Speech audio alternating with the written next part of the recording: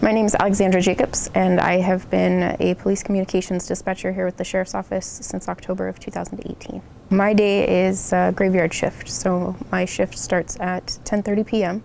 I pull into the underground garage and then I mentally prepare myself for the day. The calls come in and the calls get dispatched and the deputies talk and we do our thing until 6:30 in the morning and then I clock out and I go home. As a dispatcher, most of the time I'm on a sheriff's radio, so I talk to the deputies. I dispatch the calls that come in on 911 or non-emergency. I let the units know that there's calls for service holding and where they need to go. As a call taker, that's the fun part. That's where you get to answer 911s and non-emergencies. And call ranges, every day is different. You never know what you're going to walk into. You can sit down on a desk and answer a lot of administrative phone calls.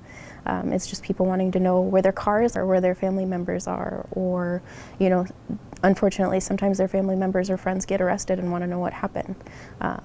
But then there's the 911 calls, the emergency calls, and that can range. It can be Betsy in, wondering why her power went out to someone's baby's not breathing. And unfortunately, those calls, we never know what we're going to get. You can't predict 911. You can't predict people's emergencies. And we're here to help people through the worst days of their lives every day. I decided to become a dispatcher a little over a year ago. I had previously been a dispatcher for 6 years with another agency, and I had demoted into a normal administrative position for a year. And I didn't like it as much. I missed something about doing something for the public and the community service and the fulfillment that dispatching gives me. I really longed for more, to be able to help. The training required to become a dispatcher is very intense and sometimes off-putting. We go through at least 1 year of training before you're even allowed to do things by yourself. That includes a 5 to 6 week class academy where we learn 10 codes, we learn policy procedures, we learn the basics of dispatching and call taking and how to do it. From there we go into a field training type of environment where we're with a trainer 24/7. We go through a call taking phase where we learn how to take non-emergency phone calls as well as emergency phone calls. From that phase you go into a radio training if you're a dispatcher. If you're a call taker, once you're released, you're just a call taker.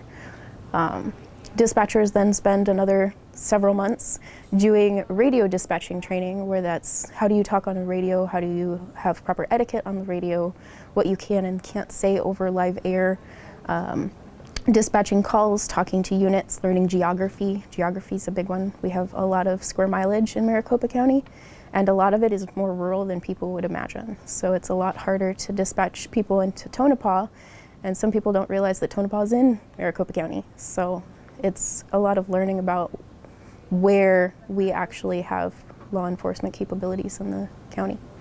What I wish that people knew about dispatching and 911 police communicators is that we're human. A lot of people, they don't think when they're having bad days or when they're in the worst situations of their lives that they're talking to another human. They don't expect it. It doesn't click with them. They just want help now because they're scared. They're afraid. They're terrified of whatever the situation that they're in. And sometimes we get treated less than human. And unfortunately, it takes a toll on people. And as a dispatcher and as a telecommunicator, we are trained to take that. We are trained to put it aside, not take things personal, and do our job, because that is what we're here to do.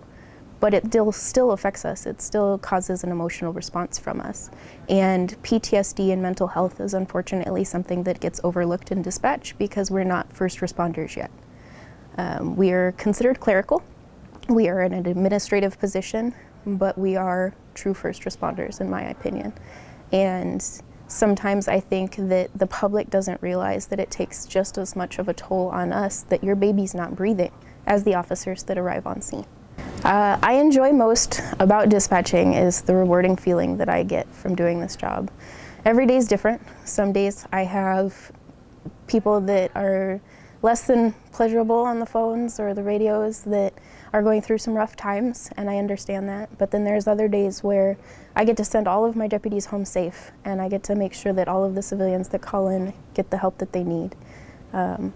They call us looking for help because they don't know what to do. And it's very rewarding being able to guide people through those rough moments and being able to get to the other side of those.